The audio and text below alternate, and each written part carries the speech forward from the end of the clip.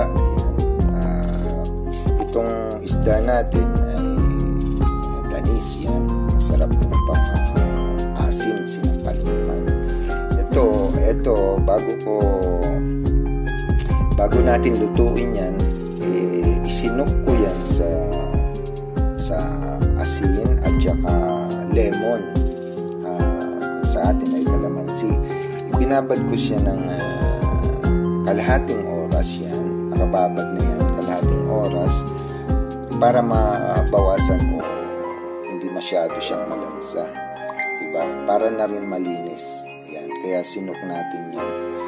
Ang ating ingredients yan, ito ang in-squeeze natin lemon, at mayroon din tayong lara sa Tagalog, yung siling pula, yung bell pepper sa English. Ang ating pichay yan, nagayat na yan, na-prepare ko na. So habang iniintay yung isinok nating isda, at least half hour yan, andito tayo ngayon sa ating kalan. Ito, kung makikita nyo, nagayat na ako ng sibuyas, kamatis at saka luya yan.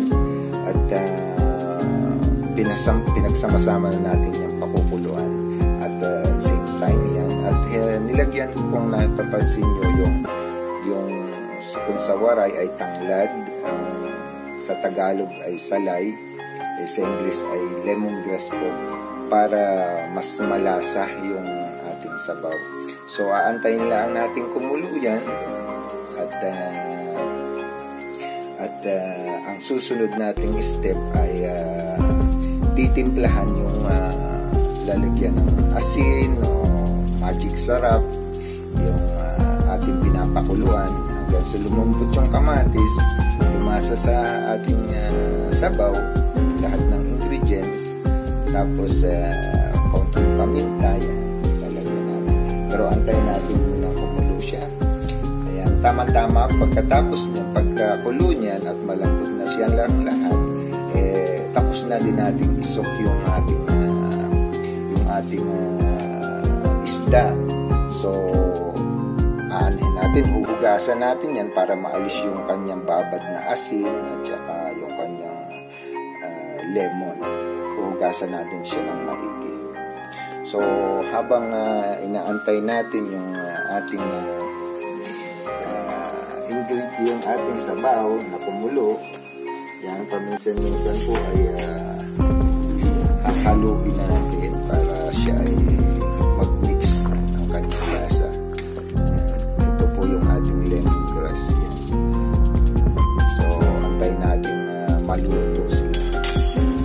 Ting halo lang po para sila ay mag-mix at maluto yung other side nila. Tapos takpan ulit ng ilang minuto. So isitahin ulit. Ayan, kumukulo na. Medyo naluluto na yung kanyang kamatis at saka yung mga ingredients niya. Ayan. So dito sa stage na to, aalisin na natin yung tanglad, yan, yung salay o lemongrass. Nakapagpalasa na siya, so aalisin na natin siya para hindi siya masyadong strong, kasi pag masyadong strong, tatalungin niya yung lasa ng luya. So i-keep aside natin siya this stage na to. Siguro mga 2 times siya napakuluan siya, kaya pwede na natin tanggalin. So konting minuto pa para siya eksaktong luto na yung ingredients.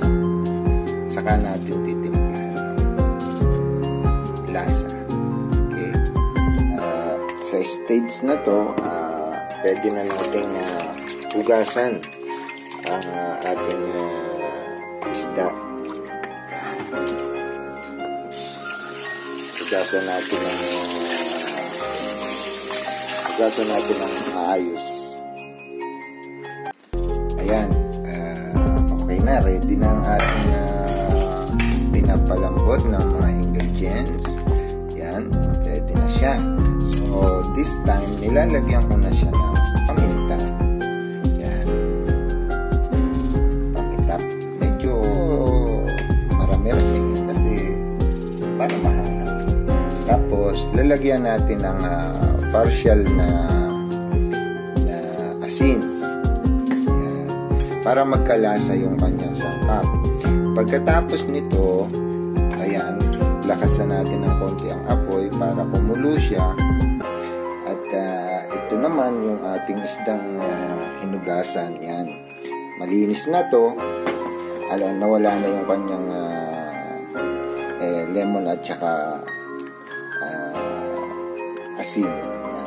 Yan, kumukulo na siya. So, isa-isahin natin. I-soak na yung ating isda. Yan. Okay.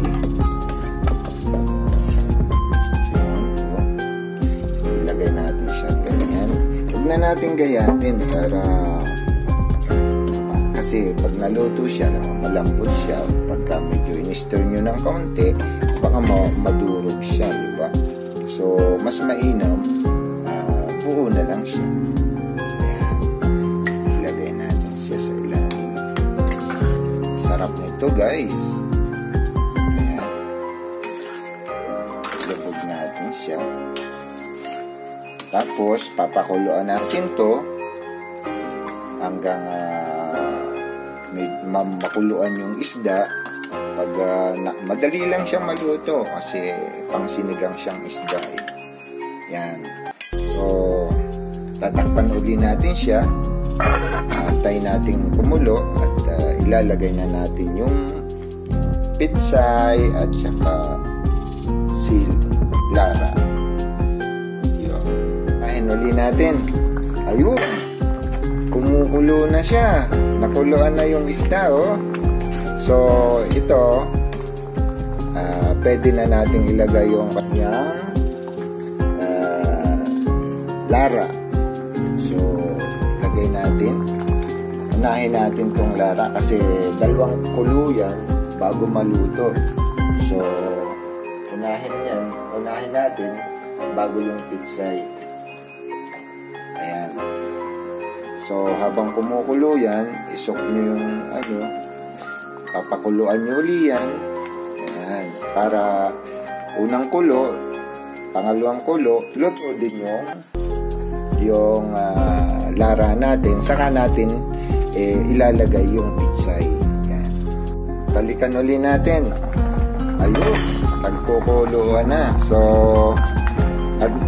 ngayon, itong oras na to, half cook na yung kanyang lara. So, pwede na nating ilagay yung ating pitsay.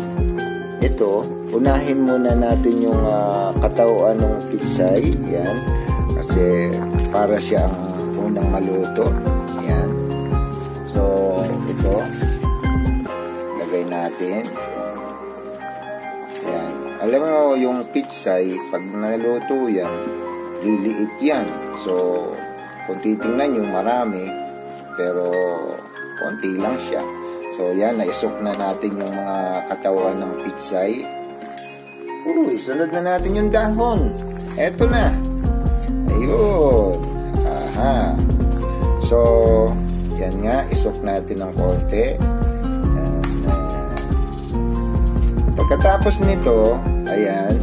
So, papakuluan uli natin siya para naman doon sa pitsay. Yan. Para siya ay maluto.